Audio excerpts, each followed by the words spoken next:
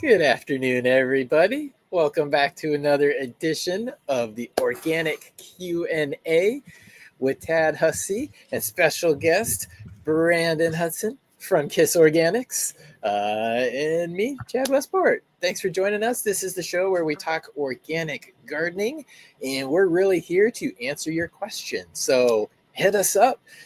Tad, Brandon, you guys have been doing Saturdays on the Tuesdays on the KIS Organics channel as well. So how has that been going? Have you guys been getting some good questions?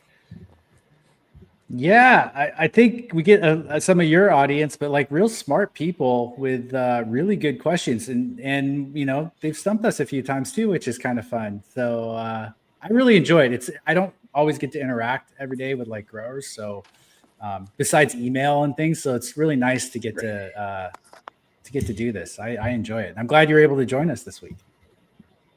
Yeah. I'm glad to be here. You guys, kind of picked up the slack last week. Brandon, you had a great interview. Tell us about your guest.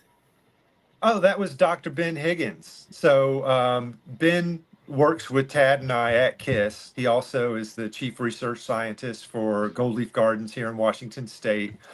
So just a really smart guy, another really smart person. But Ben is really great. His background is really in oceanic biology. That's where he started off, and he started working for Gold Leaf after he got his doctorate, and then started working with us over at KIS. And he's the blue mat whisperer, and he's also the compiler of all datas.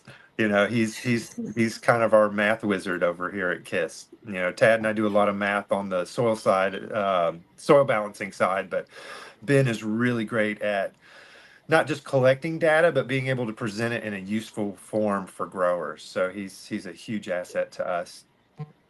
So that was fun to get him on there. I'm glad that you did, because that's often always the big disconnect between data and growers is like, how do I interpret this? It's a lot of initials, a lot of bar graphs, and it helps to have that. I'm glad you actually mentioned this earlier, Brandon. Peter is recognizing, but he says now we can see, or now we can all see that Brandon and Chad are two different people. So, I wear the Sally Jesse Raphaels, and I've got the dreads. That's yeah. And I'm just coming off of a serious beard surgery, so I'll catch back up, but I'm behind right now. I won't hold it against you. And people know that like you and I went to school together back in the day and actually played baseball together, which is pretty crazy. Yeah, it's a small world. Small world that I'm glad we've all kind of come together like this. And I want to say hi to Chunky here real quick. He's in the chat. But Chunky, you will be happy to know that me and Tad and I have just spent a good amount of time talking about something you're always asking. Well, that's not the question here, but you're asking about the KIS Organics and the Twin Peaks custom soil blend. When is that collaboration coming out? I am ready to fully put the stamp on this last batch of soil. It is the most explosive growth that I've had. You guys will see next Thursday. My no jokes are killing it. So ready to ship it. You guys will find some details soon on the KIS Organics website, and then as well again on chadwestport.com, and I'll post up about Instagram. But Chonky, good news, it's coming, brother. You've been waiting and you've been asking. And I just want to say, since you mentioned the no joke, I just did some bubble bag runs, some very casual bubble bag runs with it. The flavor, the terpene profile coming off of that no joke is just unreal. The most floral, just overwhelming.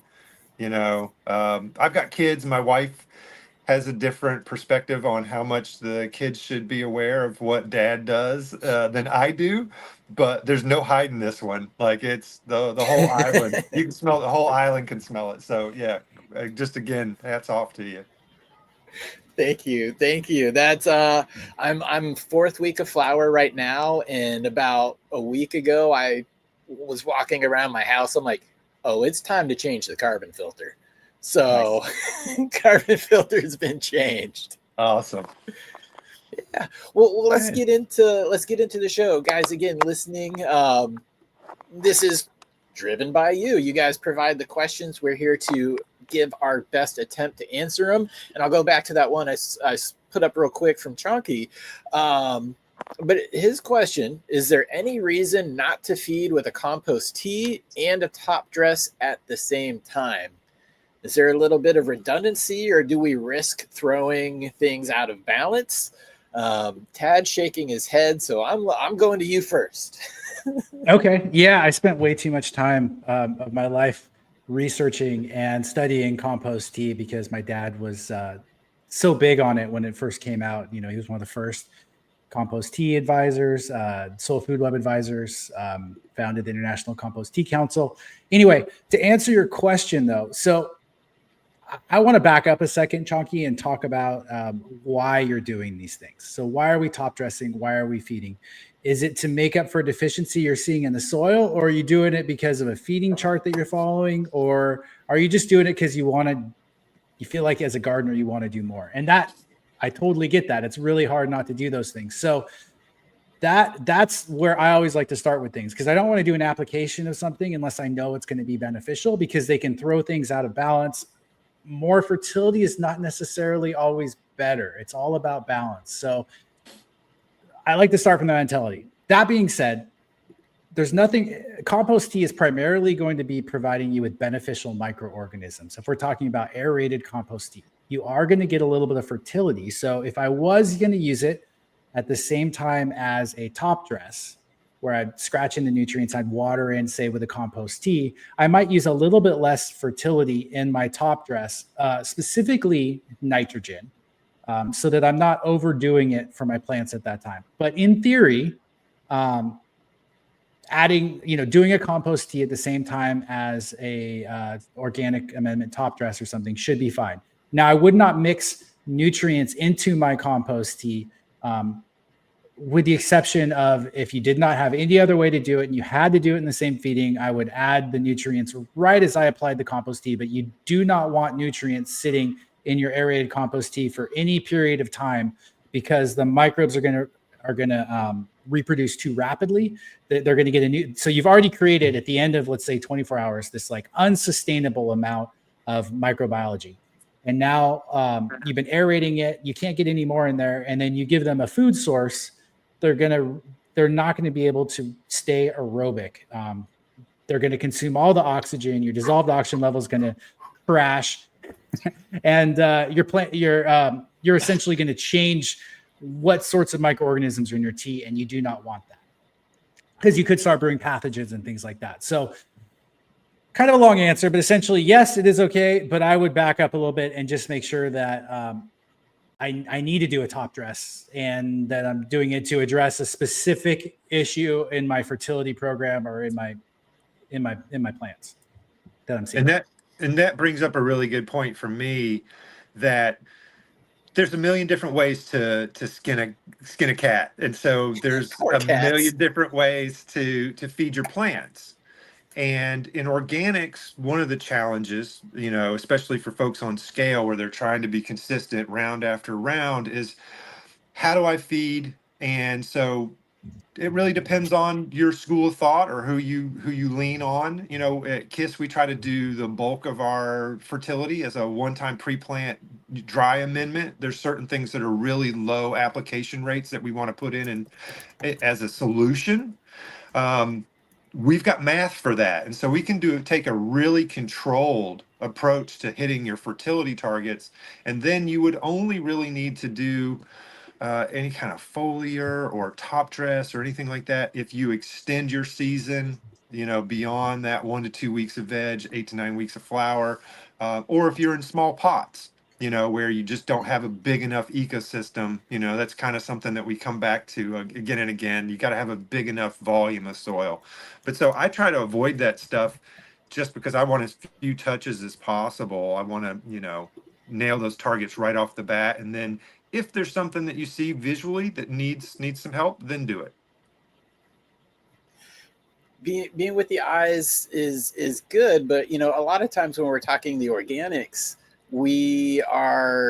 it's harder to be reactive. You have to be more proactive because things take a little bit longer to set in.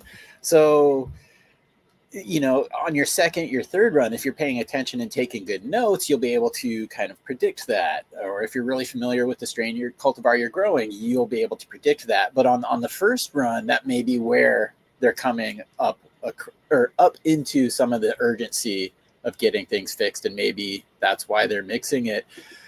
There was kind of another question that kind of dovetailed off of this one here. A hazy garden. And again, thank you, Hazy Garden and Chunky, for typing questions in capital letters. That usually helps us see it. Just because even if you tag us on our system here, it doesn't highlight the name like it does on YouTube. So sometimes things can go past us, but I typically try to keep the corner of the eye out for the question. But a Hazy Garden's asking, I put worm castings from my worm bin and top dressed my earth box. But will it be effective if I'm not top watering it in? Because again, that's like a bottom feeding system. So how would something that you're applying to the top get to the bottom in a bottom fed system? Great question, because a lot of people are using earth boxes and sips. I have an Brandon, do you want to go? Yeah, I mean, I can go, you can go.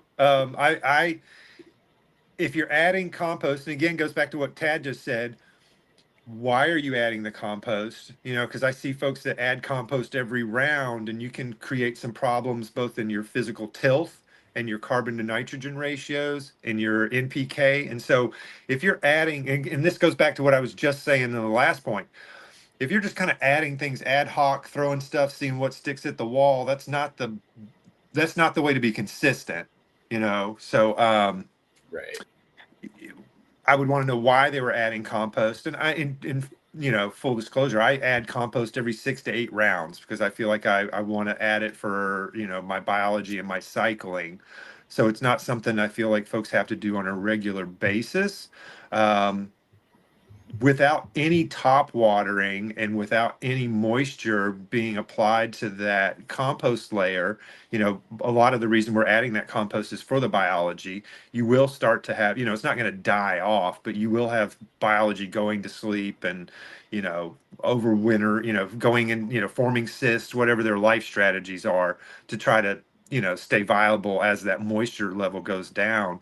So I would think it'd be a good idea to at least get out a backpack sprayer or something and apply a little bit of moisture to that. You know, you know, even better would be to scratch it in, you know, get it down into the soil surface a little bit. And then, yeah. About that deep. Half inch, sure. Okay, that's more than a half inch, but I like deep, yeah. With a plant in there, though, Brandon, I think she's talking about having a plant in there. Well, if she's got plants in there, then yeah, you could go to go here. Just But scratch scratch a it little in a bit. little bit, get it in, you know, Okay. basically you just want good contact and to get it kind of mixed in so it's not this single homogeneous layer on top. We all know that can create problems, you know, and especially in a sip. So, you know, but I would scratch it in and I would want to apply a little bit of top water to that. Tad? Okay. Yeah, just to touch on something Brandon said about compost and worm castings. Worm castings tend to be cleaner than compost, but in general, out of all the things that you add to your garden, because I know there's some influencers that talk about having clean inputs, compost is going to be your dirtiest input in terms of heavy metals, in terms of chlorides, sodium, all those things. Water and then compost are probably your worst sources for biggest culprits for those things. So that's just something to just keep in the back of your head. And then in terms of watering it in, I think it is a good idea to water it in. And at the very least, like I was thinking like a little mister or some sprayer to keep that moist, because the main reason you're adding the worm castings is for microbiology, and that microbiology is going to be more active if it stays moist. And so you don't want it to just get crusty and dry out on top of the soil surface. So yeah. Okay. Very, very good points. Because again, that that's a great way that a lot of people are growing now is with the earth boxes, but that does present the unique problem. So top water is going to help at least get it into kind of the root zone a little bit, and from there, the roots I imagine are going to be pulling it down or to where it needs to go. But also, you guys mentioned the sprayer. Sorry, I was kind of spacing there. But the sprayer, just to keep that top layer kind of wet, which is important. That might be an oversight, because once it dries out, it's losing effectiveness. Is that kind of true? Yeah, the biology's going to sleep essentially. Yep. Okay. And so, the reason we're applying it is for the biology. We don't want it to go to sleep. Okay. And here's this, this one, and Old Man Jenkins. I like top watering. I will say, I like sips. They work really well for folks. I'm a big fan of top watering, because as that water percolates down, it's pulling oxygen down. So there's a lot of nice physiology for the substrate that happens with top watering. So even with a sip, doing an occasional top water is not a horrible idea. I don't know about you guys or maybe people in chat, but when you are doing a nice top water in a nice big container and you kind of fill it and the water sitting there, and then you just see it soak down and you can hear the air being pulled. It's like a sparkling soda. I'm just like, yeah, it was a good one. Yeah. So I do enjoy that. Old Man Jenkins, though, kind of speaking about soil moisture, he says, what do you think about chop and drop, which is typically the cover crop, or just persistent cover crops, which, again, is something that kind of helps keep moisture there. I'll just start from the top. What do you think about chop and drop or just persistent cover crop? What are your beds, or why are your beds so bare, KIS Organics? Tad that sounds like that one's directed to you. This one. Yeah. Yeah, it's sure. And I'm sorry, I'm multitasking here because I'm pulling up an article for folks that I'll drop in the chat. I hope it shows up on both the chat things. If not, drop it in the private. Yeah, it did not link to yours, so I will let you post it. Okay. It's going to be a little more cohesive than what I'm probably going to share off the top of my head. But essentially, the reason that we don't recommend chop and drop is, multiple reasons, or mulches or cover crops, is because those things are all wonderful outdoors. So let's start with saying, just right off the bat, if you're an outdoor grower, you should absolutely be using some of these practices. Yes. Now, chop and drop specifically, I think, is a bad idea indoor and outdoor, because of the risk of pathogens and spore counts going up right around your plant. Euceria is one thing I think of. Aspergillus is probably the biggest one that I think of. But we want to have good IPM practices, especially in living soil, because we're reusing the media and we want to keep the soil and the environment our plant is in as healthy as possible. So that's why we don't chop and drop. Now, can you chop and drop and still grow a healthy plant? Absolutely. We're just trying to look at what's best practice. And when we talk about even some of the practices that we do in living soil, like reusing the media, from a horticulture perspective, they would never do that because of the IPM risk. So since we are doing something that's already a little bit risky by reusing our soil, reusing our media, we want to reduce all our other risks to the lowest possible threshold. So having, dying or necrotic plant material in our room is just raising the risk of that. Also, this last one, I had an issue with roly-polies, isopods, and the last thing that I want to do is feed them to increase their populations. So this round, if you saw my grow, which I posted online, and I'll keep posting, there is some damage on the stem from isopods. So that's the other reason I don't have. I would not chop and drop. Cover crops, again, wonderful outdoors. Indoors, some of the challenges around them is they will, let me back up. So the reason we would do a cover crop is one of a few reasons. One, it's to increase our soil depth, infiltrate the soil and increase our soil depth, the tilth of our soil, by breaking up, clay or compaction. We don't have that indoors, so we don't need the cover crop for that. The next reason would be to reduce erosion, because, the Dust Bowl, agricultural tillage, we're destroying topsoil. It's washing away in the wind. We have massive erosion. Not something that's happening indoors. So that's two reasons right there we don't need cover crops for, that are huge benefits outdoors. The big reason, the two other reasons for cover crops would be fertility and moisture retention. And we get those. So the one thing we can't really address is the moisture retention. That's a very valid reason to use a mulch or a cover crop. But fertility, we can manage that very precisely with our soil testing. So we don't necessarily need a cover crop for that either. Now, does the advantage of the fertility or the moisture retention that we get from a mulch or a cover crop outweigh the disadvantage of additional pest habitat? One more crop we have to manage. The inability to mix nutrients back into the soil at the end of the cycle because I have a living mulch there or an actual mulch in a bed. To me, the benefits don't outweigh the cons. And so that's why I don't use a mulch or a cover crop. And we get really good results with it. We just have to have our watering dialed in. So that's sort of the gist of it. I mean, I could go into, there's more as to why I think soil disturbance is actually pretty beneficial to a certain extent. But that's probably a deeper question. I'm happy to talk about too, but yeah. Yeah. Well, that's awesome, because I know we have talked about this in the past about, mimicking outdoors inside. And just as you kind of pointed out, why the benefits of what you would do outside, breaking up soil compaction, well, that's not really an issue indoors. So thank you for kind of putting that together. I think everybody in the chat is going to pull what they needed from that. I don't know if Brandon, if you wanted to add to that, or I want to add to that real quick.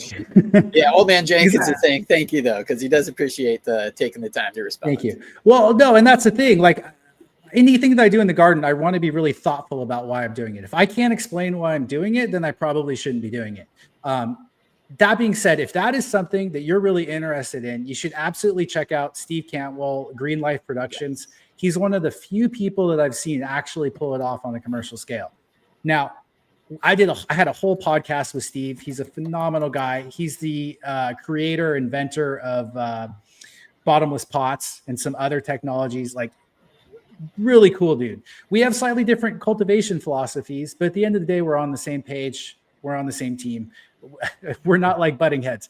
One thing that he has that's a differentiation from almost all the other growers I know is he is growing in the middle of a desert, in a warehouse, not near other agricultural crops and other agricultural pests. So I think that that's something that needs to be taken into account when we talk about this process, because I don't know if everyone has those same conditions.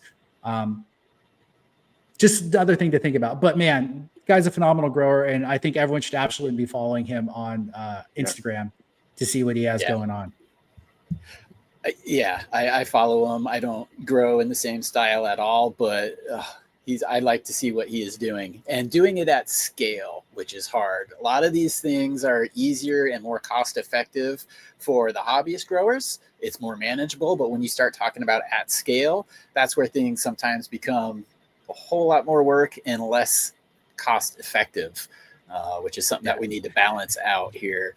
He is soil testing and working with an agronomist too. So he's doing both, which I think is an important thing to recognize as well. Let's see here. I'm trying to pick the question. People are putting good questions in today, trying to figure out how they work. Well, Tad, you actually have this one up here, and it's always good to see the American one. Shout out my brother in the chat. He has a lot of good questions. I know he's a guy who reads a lot of papers, and is into the learning side of things. But he says, I have a question. Is Mulder's chart, and real quickly, Mulder's chart, it's a circle, it's antagonist, protagonist, bunch of arrows. It's like the Spider-Man meme of nutrients pointing at each other, but it's beneficial. But his question, he says, is Mulder, there we go, right there. I'll big screen that. Oh. No, Brandon had it within reach. He says, is Mulder's chart bogus, or is Mulder's chart a bogus concept concerning organic cultivation? It's only poignant when considering water soluble salt nutrients. So that's a good question. I have a quick answer for that. Okay.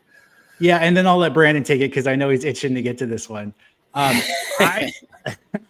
So I think it's more important to think of it more from Liebig's law of the minimum. This idea of having sufficiency. nutrient sufficiency more so than looking at necessarily antagonisms and balance. So we always start with having luxury levels of minerals, and then of these certain of important minerals, and then we look at balance next. That being said, I do think that in organic cultivation, it absolutely applies, but maybe not as much. We tend to have all the goodies in the soil in general, at least at some level. Whereas with salt nutrients, we have to be a lot more targeted because those antagonisms just rear their head a lot faster. Plant has less buffering capacity without soil. Brandon? No, I mean, you nailed it. We still have to worry about it. It's not, like I hear people say pH isn't important in organics. Like all these things are important, and people need to realize that whether they're organic or a salt grower, the form that the plant's going to uptake that nutrient's the same. And so pH matters, Mulder's chart matters, but way less. We have this huge buffering of this soil, and so just what Tad said.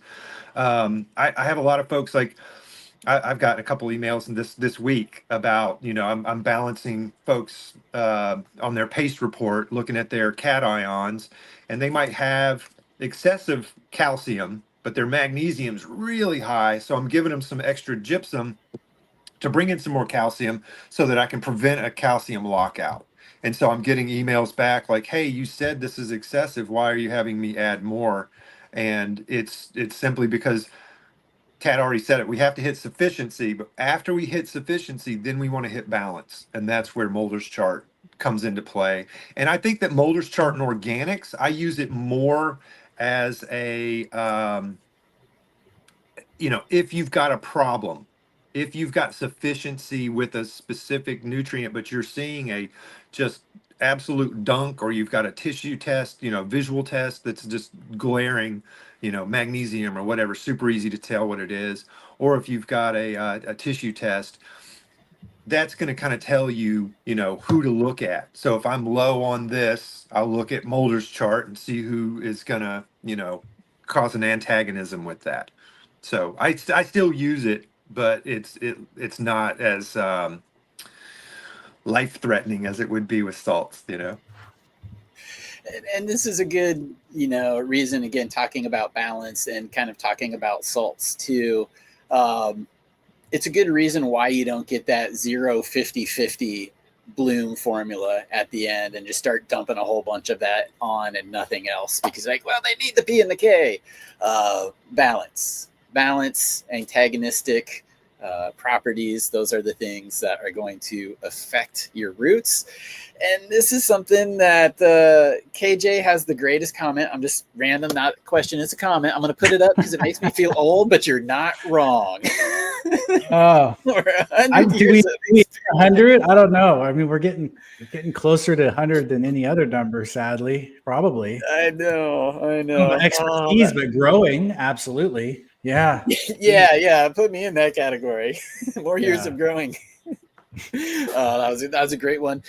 This kind of dovetails off the other question, because again, not necessarily a fan of like chop and drop onto the soil for the reasons that you've mentioned. Again, pathogens, harboring pests could be one of them.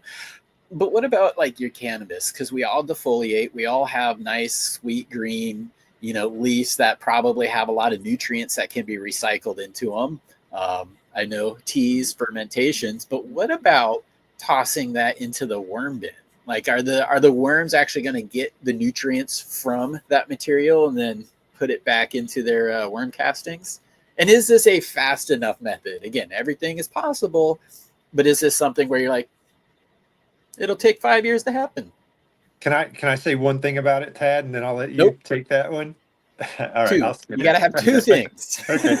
So, joking.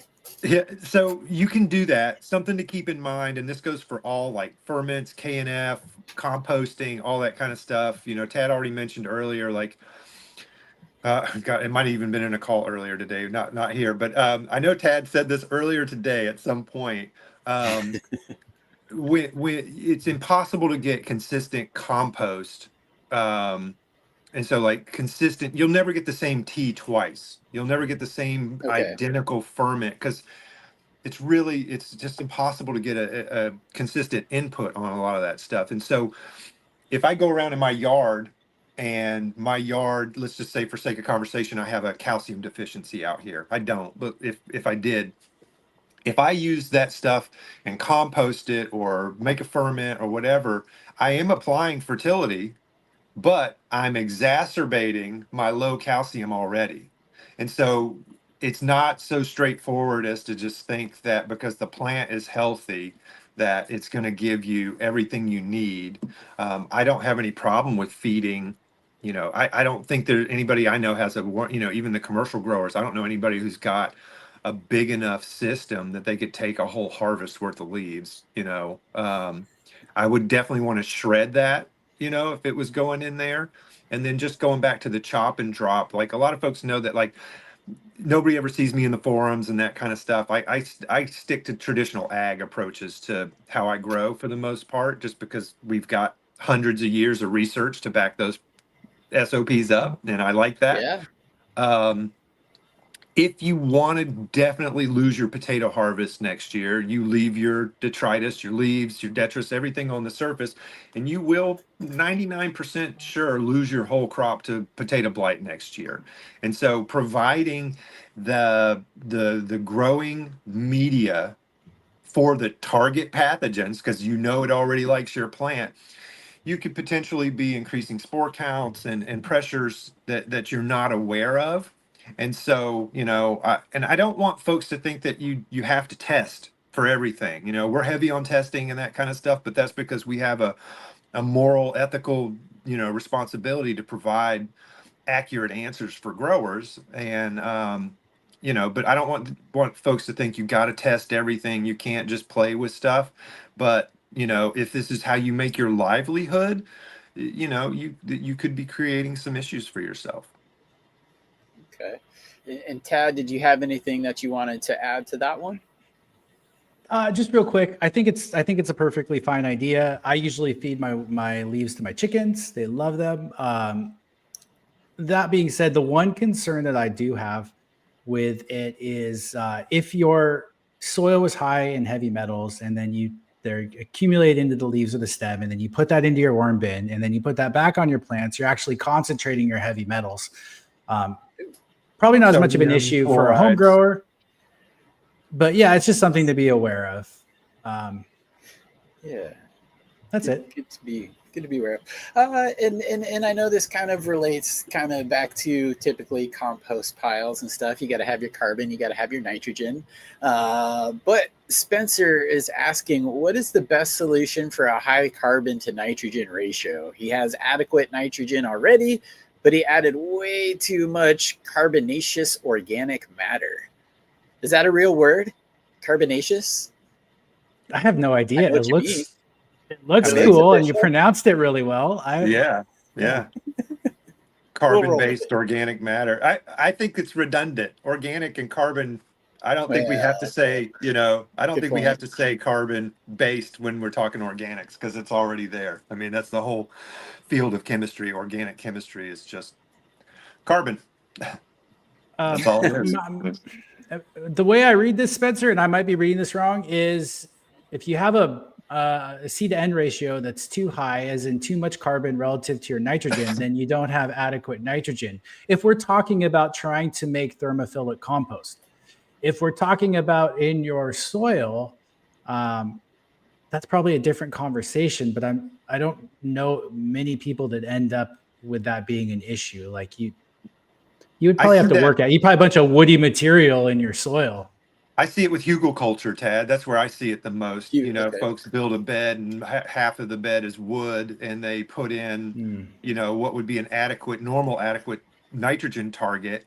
But, if you're above 18:1, the bacteria in the soil insists on getting it back down to that ratio. And so it's going to steal your nitrogen as an energy source to break that carbon down. So that's what's going on in the soil.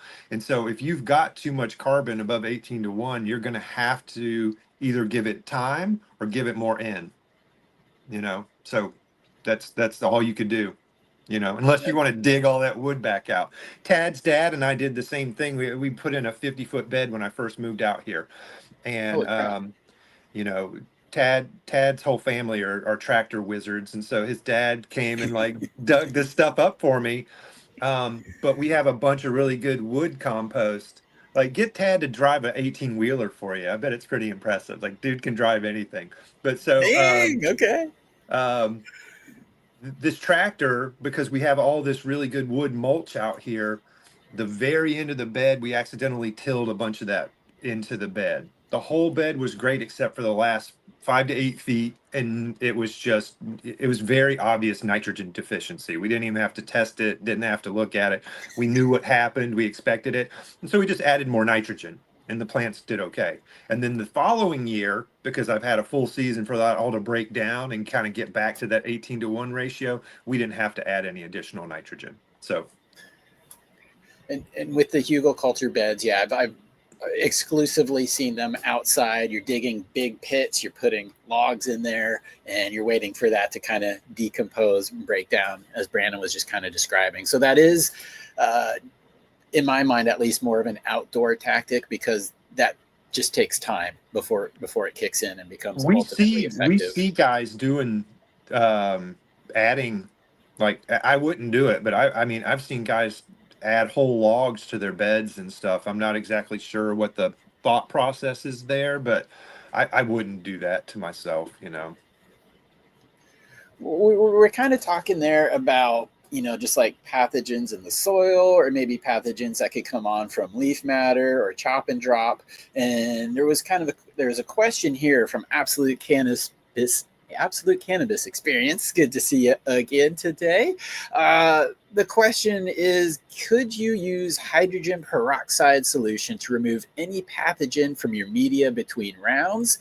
And if it did target that, is it also targeting other beneficial things inside of your media? This is probably a quick one. No, you can't really do that. The only thing you could really do is some sort of like steam sterilization, but realistically, the best thing would be something like a trichoderma, or like a specific trichoderma, like root shield or something applied to the soil. Unfortunately, this isn't going to work out. And these things are not. There's something called non-target organism effect, which means, let's say you're targeting your pathogen. Yes, it may kill your pathogen. It's going to kill other stuff too. And so, like, I see, most specifically, mustard seed meal is the one I think of. Like, it's been around forever. It fumigates your soil. That's why people use mustards as cover crops. But is it just killing your pathogen? No, it's going to kill everything. And then one of the first things to come back into an environment that doesn't have ecology, because you've killed it all, is typically a pathogen. So it's just something that people need to be aware of when they're using it. Like, yeah, you may kill your fungus gnats, but you're probably killing a lot of your beneficial microorganisms too. So, and a lot of these pathogens are incredibly resilient, and so, like Tad said, as soon as you kill them off, like I've got this big 6 forehead, like I've got fungal pathogens, I've got fusarium, powdery mildew, botrytis, all on my forehead. You can't exclude it; it's everywhere. And so, like post flushes, I like to get trichoderma back into the soil. And so we're really trying to outcompete rather than to kill off those pathogens. And so, really, just providing a good environment in the first place, with good soil, with good tilth, good drainage, good air movement, that kind of stuff, good cultural controls. And then, like you said, trichoderma is like one of my absolute favorites. Plus, if I'm not mistaken, one of the things that it produces is oxalase, which can drive trichome and terpene production. So it's kind of a win-win. Thank you guys for that one. I just misspoke. That's lactobacillus. But yeah, trichoderma is going to outcompete it. So yeah, never mind. Again, the competition there can make it work out. Let's see here. I've got a couple questions to choose from. Oh, let me get back to the right spot. I would use peroxide to clean your room between rounds and keep those, spore counts down. Especially home growers, because you're really restricted on how much space. I see a lot of home growers who will like take their harvest down and then sit in their room and trim that out, that's not a best practice, and it will add a lot to your fungal pathogen count in the room. And so, if you're a home grower and you don't have to be on a perpetual, if you get the opportunity to reset between rounds, doing a really good clean with like a Sanidate or some other peroxide, some other oxidizing product might be a really good idea, but I wouldn't put it in my soil. And I've run that through my auto pot system after the run, just to kind of clean things out.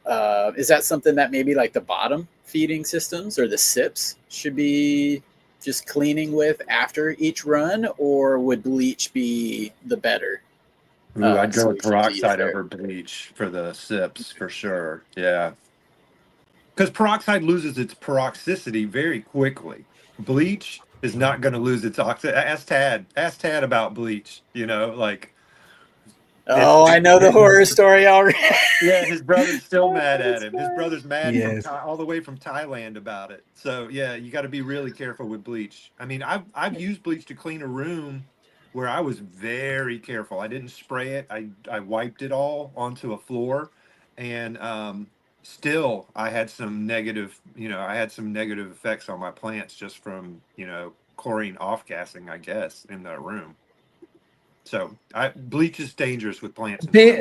What they're alluding to is never use the sprayer you use for bleach for any other application. Because my dad rinsed the bleach sprayer that I had used in a room, and then he sprayed our entire outdoor crop of like 50 beautiful 6-foot plus trees back in the day. And the next day they were all just dying, and I could not figure out why. And then 3 days later, they were pretty much all dead. And yeah, that was it. Though honestly, he probably saved us a jail term because we should not have been doing what we were doing anyway. So it was still haunted. Haunted. We were ready to move past it, but he's like, "Okay, guys, just bring it back." Yeah, got to label your sprayers. Be careful what you spray on your plants. I have a label on every single sprayer: bleach, peroxide, biology. Whatever. That way, if I got to have my wife tap in for me, I'm out of town. She'll know. Don't use that one. So it's just a good reminder.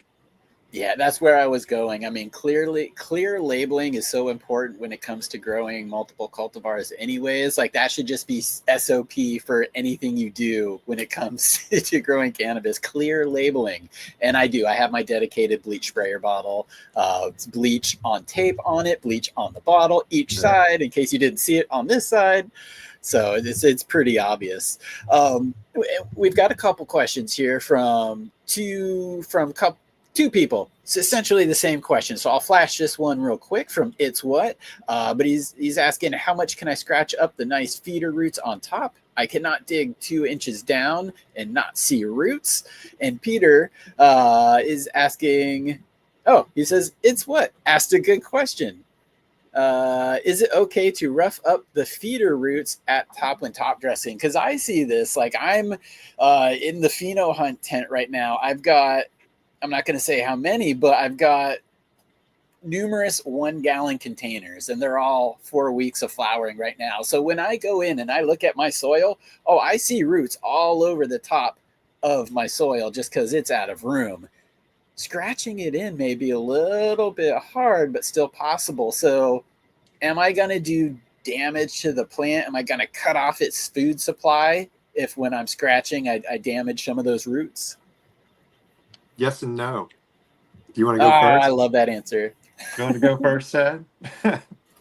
Okay. Well, so I just think about root hairs. So root hairs are the little tiny hairs coming out of roots. You can barely see them, or you need a loop. But essentially, that's where all of the feeding happens, the nutrient cycling happens. And so, yes, if you disturb those, you probably kill a few off. They're constantly dying and regrowing new ones. I think it's probably not an issue. If I don't want to disturb them really badly, but if it's just a minor disturbance, I don't see this being a huge issue. I don't know. I don't have a lot more thoughts on it than that. Brandon? No, I would say the same. I can routinely get in and, and I do a lot of soil disturbance. Every time I go in my room, I just scratch the surface. I just want to see worms bubble up. I just want to know that my canaries in the coal mine are happy and healthy. And so if you've got a top dress or something, and that's one of the issues in small pots where you have to feed. Once you get to a certain point, you're week 6 in flower, you might have a mat of feeder roots on the top. I wouldn't go breaking that up, but if you've got feeder roots and soil and you've got sufficient roots down below, I don't think it's that big of a deal. Even in that 6-month pot, in a 1-gallon pot, you still got lots of roots, root tips that are going to be able to uptake. It's just, it gets really hard to get the fertility down into the pot. So that's where we might want to transition over to like a liquid fish hydrolysate or something like that. Okay. To get past that top layer. Okay. Yeah. Okay. Let's see here. Keep on rolling. On the topic of roots, phosphorus is king when it comes to roots. And so we need to get that phosphorus down into the substrate so it can meet the roots, so. Here's a kind of a question that feeds on that a little bit too. And this is specific. I know we've got the right people here to answer it. And I'm actually using the biochar soil as well. All of those 1-gallon pots are KIS Organics biochar. So they're looking good. But Lobo Grow question: if using the KIS Organics biochar in a 3-gallon fabric pot, when should I begin supplemental feed? And let's just assume we're going to go, let's spur the supplemental feeding. Let's go with the nutrient pack or the bloom booster from KIS Organics, which is a top feeding dry amendment. You put it on and scratch it in, since that's kind of where we've been today. So let's assume that's the supplemental feeding they're using. Go ahead, Brandon. Okay. I'm really chatty, and so I'm trying. I don't know if you've noticed today, but I'm trying to be quiet to let you guys. I was afraid I was gonna suck all the oxygen out of this feed. So in a 3-gallon fabric pot, the first thing I would say is obviously genetics and environmentals are going to play a role in this. So if you're in a 3-gallon pot in a cold room with 200 ppfd, you might not ever have to feed it. With good genetics, adequate par, good environmentals, in a 3-gallon fabric pot, I would think that, you could get through probably 3 to 4 weeks of growth without any issues. You probably get to like 6 weeks without seeing a problem. But as you alluded earlier, there's a delay in organics. And so I would probably get it out, at the end of like 3 to 4 weeks. I would go ahead and do a top dress with something like a complete organic fertilizer, a COF, like the KIS nutrient pack, or later in flower.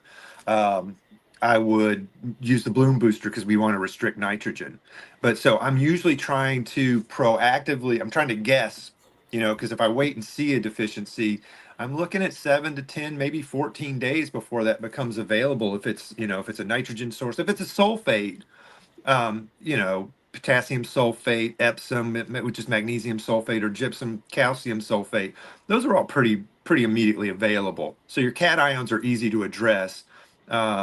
But your phosphorus, nitrates, some of the other things could be, slow. So I like to get them out there about 2 weeks in advance. And kind of based on my experience with using that soil, and I think I first used it 2 years ago now. Maybe even 3 years. But yeah, based off my experience, that is typically the size of the pot that I'm using. That strikes me as a good time to throw on some of that nutrient pack. And then typically I'll do a 30-day veg. And then as I'm getting into transition, you can move over to the bloom booster pack, and then seem to be pretty good to go from there. Again, strain dependent, flowering time dependent, but I think that sounds about right. I just want to add, I want to piggyback on what you said, Chad. So we are guessing a little bit here. Like, everyone's going to have different room environments in terms of what they're running for VPD. Everyone's going to have, different light intensity. Yeah, exactly. PPFD, different genetics, different watering habits. All of these things are going to affect nutrient uptake. So we can't give you a perfect recipe for your environment. We can just give you our best guess. So an educated guess too. I mean, it's more than just a guess. It's an educated guess based off of personal experience and data. But yeah, I mean, two seeds from the same seed pack, probably going to feed just a little bit different. And so if once we get to know a grower, that's a little easier, because there's some growers that like if you fall super low on your nitrates every round, I know that you've got genetics in a room that's eating. There's big removal rates. Mm-hmm. And so if you're consistently showing up super low, we're going to provide you with some secondary nitrogen applications that are going to be pretty targeted and pretty accurate, and if you're somebody that, you're landing high every round, we're not going to do that. And we might reach out to you and say, hey, what is your leaf temperature? What is your par load? What's your CO2?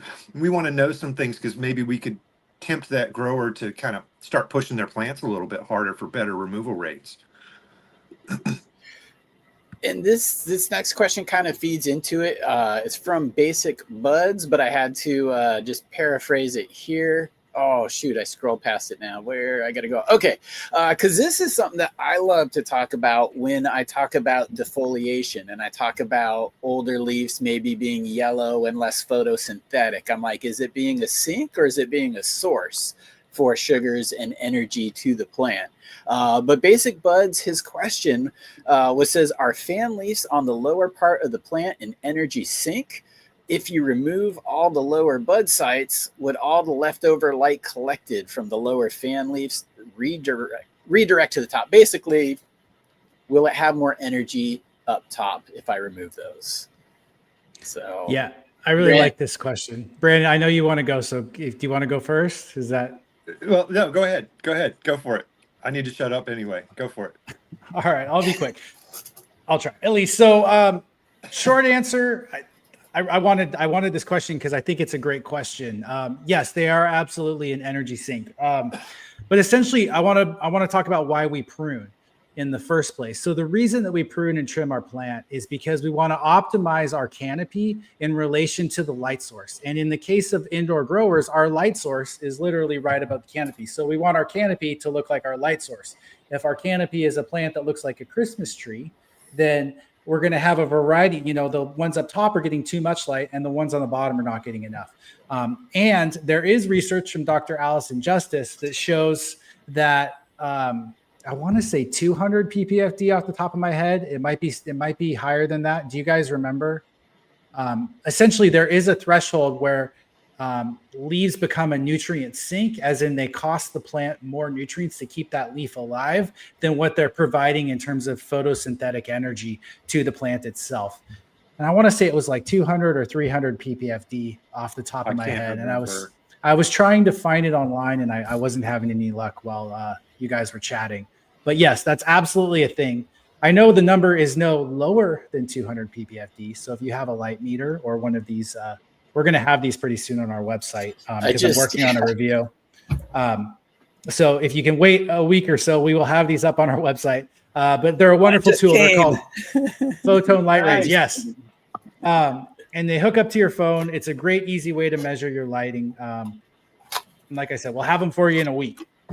But yes, so anything under 200, I would remove. So that's one thing. But the other reason we want to remove and prune is not just light, but also air. So airflow. We want good airflow through our canopy. And if we have too many fan leaves that we're going to have micro pockets inside of our canopy that essentially are going to open us up to more chances of pathogens because of different humidity pockets in there and temperature pockets. So I always think light and air when I'm pruning, and I want to make sure I'm addressing both of those things. And so if you have leaves that are further down that are not getting sufficient light, they may be blocking air, and we want to remove those. But even up top, closer to the top of our canopy, we really like to do a pretty heavy defoliation early in flower. and really create. I mean, the plants are going to look kind of sad, and then they bounce back really quickly. And I always end up thinking I overdid it, and every single time I do not prune enough. So, yes. The American one's chiming in here. It sounds like it was 200. Okay, hey, that's pretty good. It's been a few years. Thank you for that validation.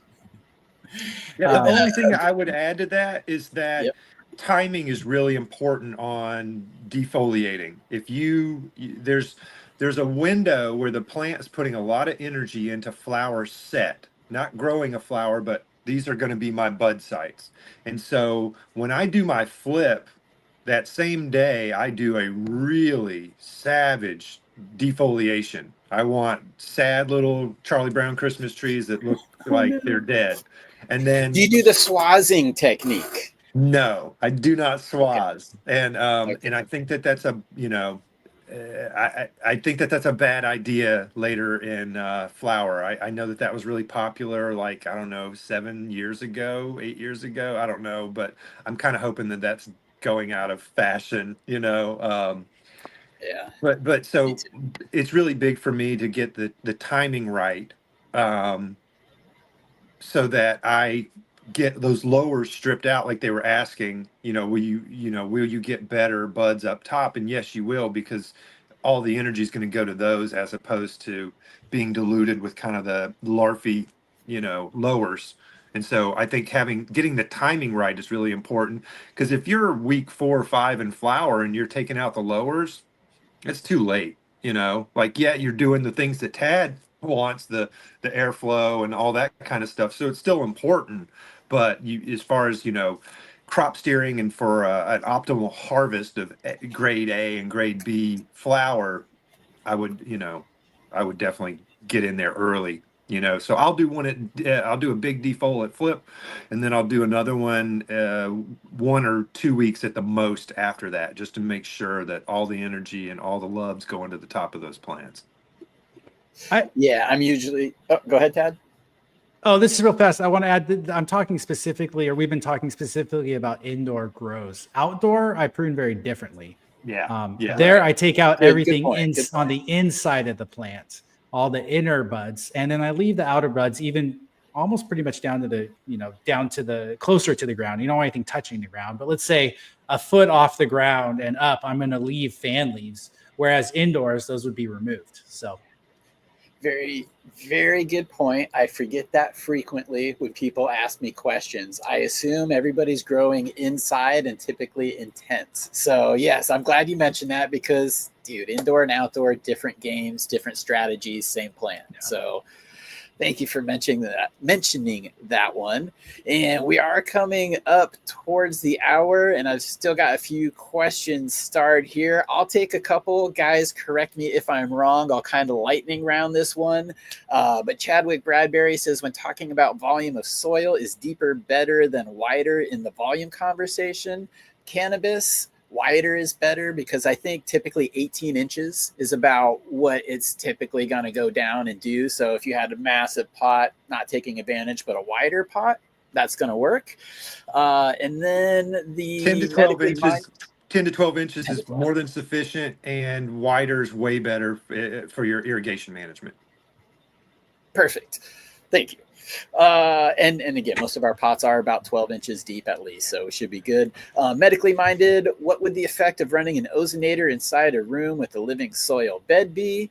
Not good for your terpenes. Is it going to affect anything underneath the soil? I guess I jumped too far ahead on this one. I don't have that answer.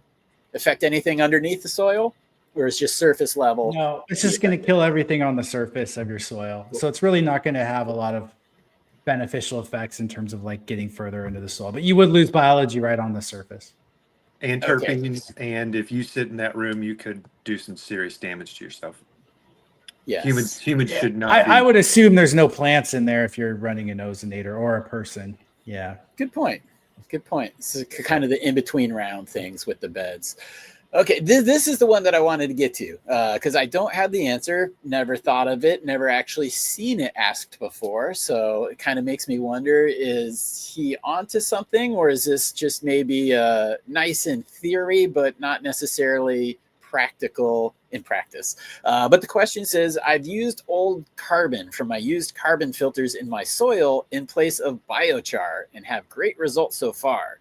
Are there any real negatives to this in a home grow? Again, that's an important distinction. Commercial, you've got regulations to follow and tests to pass. Home grow, a little bit different. So what do you guys think about this? Charcoal, biochar, carbon, they're not all made the same. And so my fear would be that, you could definitely be bringing in it. And again, you said for an indoor grow, for a home grower, it might not be the end of the world, but not only could you be bringing in heavy metals, but you could be bringing in some toxic secondary chemicals. And so it's probably fine. Like I use carbon in the aquarium. I use, it just really depends on the source. And so, it really comes down to the source, because I have people that want to use ashes. Ashes is not is not biochar. So it really depends on the source. Okay. That is a good one, because it's usually the virgin Australian carbon charcoal that comes in the filters. I don't know if that's specific, but yeah, I see that a lot on the advertisements. Yeah, I don't know how they make it, but I think it's probably fine. I mean, biochar is not terribly expensive when you think about what the cost is relative to the amount you're using. It's pretty concentrated, but yeah, I don't know enough about how they make that carbon to give you a good solid answer on that. Fair enough. We just need to know the source. We need to know how it was made and what's in it. Cool. Guys, this has been a freaking awesome and fast moving episode. Thank you everybody in chat for all of your questions today. You guys have kept it live and kept the conversation going with some excellent questions. Every Tuesday on the KIS Organics YouTube channel, you can catch either both or one of these guys. Same time, 2 p.m. Pacific Standard Time. If you guys have more questions, definitely head to the KIS Organics YouTube channel every Tuesday. We try to do this channel every second Tuesday, but that was my fault. So it's the third Tuesday this week, but I'm glad we were able to get it in. Before we close it up though, I want to turn the floor over to both you guys to last words or things you want to say. And Brandon, you already raised your hand, so I'm highlighting you first. Yeah, so I just want to say thanks for having me. It was a lot of fun to be here with you guys. And everybody who's watching, go vote for Chad Westport. Give him your vote. So if you go to his page, you can get the deets and get those votes in, man. They count. Every vote counts. Thank you, brother. I'm gonna go to the other page now and pull up the link, and I'll drop that in chat. But I'll blow it up for Ted. I didn't have anything. I just had a great time. Thank you so much for having me on today. Appreciate it. Yeah, well, again, guys, thank you so much for coming and hanging out and lending your, the expertise here. Everybody, you guys can go and check out kisorganics.com website. That's where it's going to have some of the soils and some of the other amendments. If you like doing it yourself and mixing it yourself, you can find what you need on the kisorganics.com website. But you'll also soon be able to find the Twin Peaks Cannabis and the KIS Organics custom soil blend. Again, I've been blown away. I was telling Tad earlier, I said this is probably, and then I had to correct myself because this is the best round of no joke that I've grown. And it looks fabulous. I think you guys are going to like it as well. First video I'll be putting up next Thursday. The final video for the grow I will be putting up the following month. But here again is the link. This is Tad was mentioning here. I happened to get nominated for the International Cannabis Awards, the best podcast category. Yeah, you can find me. Please go and vote. I'm up against, Dr. Green Thumb. Geez, that's like Be Real. James Loud, someone who I really enjoy. He was last year's winner, but there's some awesome people in there. But I'm saying, screw the big guys, man. Let's take it for the little guys. So let's band together. Let's root for Chad. Yeah. Hey, and Chad was kind enough to interview me, and that's dropping this weekend, I think. Yep. This Saturday, new Seed Collectors episode. Yep. New Seed Collectors episode this Saturday. All the seed nerds, go check it out. Definitely. You guys are going to want to check this one out. For me, I don't really have anything other just that soil drop news was exciting. You guys will see something official very, very shortly, but we're ready to go. We're pulling the trigger. That's awesome. Yeah. Guys, thank you again for joining us. I hope you have a good day and come back next Tuesday, KIS Organics YouTube channel, and keep it locked right here on the Chad Westport YouTube channel. So until next time, guys, party on. Have a good one. See you Saturday.